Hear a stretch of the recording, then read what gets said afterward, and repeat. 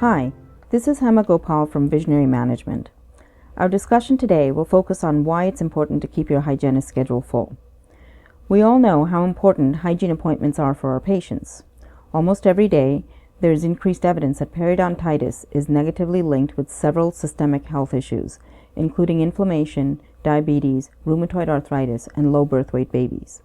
Regular hygiene appointments help prevent periodontitis from taking root in the first place, and for patients who already have periodontitis, it helps their condition from getting worse. On top of that, tooth-related problems can be detected early, preventing substantial costs and pain for the patient down the road. Given all of these benefits, it makes sense that patients should be encouraged to keep their hygiene appointments. But keeping the hygiene schedule full can also be beneficial for the dental office. Many dentists think the most important reason to keep the schedule full is to make sure their hygienists stay busy. Of course, this is important. Your hygienists are the highest paid employees in your practice, and you want to make sure that you're maximizing their time. But this is not the only reason. Filling the hygiene schedule is also important for overall practice production. Hygiene and doctor production are in a symbiotic loop. When there are no patients on the hygiene side, there are less patients on the doctor schedule, resulting in an overall drop in production or a lack of growth in the practice. So let's discuss what steps you can take to fill your hygienist schedule. To ensure that the maximum number of patients are scheduled on any given day, you need a systematic approach to scheduling hygiene. This involves developing a hygiene recare system. Your hygiene recare system should have 4 parts.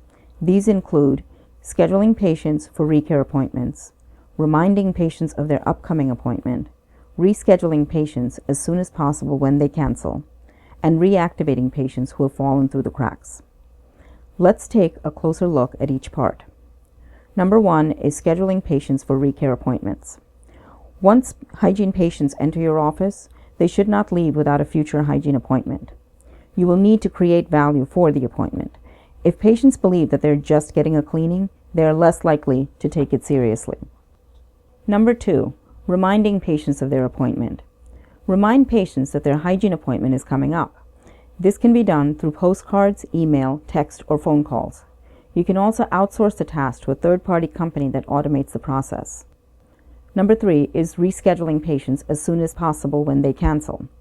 When patients cancel their hygiene appointment, the best way to ensure they continue in the hygiene loop is to immediately reschedule them. If patients are not rescheduled right away, chances are high that eventually they will be gone from the practice permanently. If you're dealing with a lot of cancellations, a short call list should be on hand, or other proactive approaches such as double booking and assisted hygiene should also be considered. Number 4, reactivating patients who have fallen through the cracks. Reactivation campaigns must be done periodically and repeatedly with multiple contacts in order to bring patients back into the hygiene loop. If not, they don't work, and long-term, the patient is gone forever from the practice. Failure to have a proper hygiene recare system can result in losses for your practice. These losses can be significant. Our discussion today illustrates the vital role hygiene plays in patient health and in overall productivity of the office. Implementation of the above systems should remind patients of their appointments, keep your hygienist busy, and increase profitability.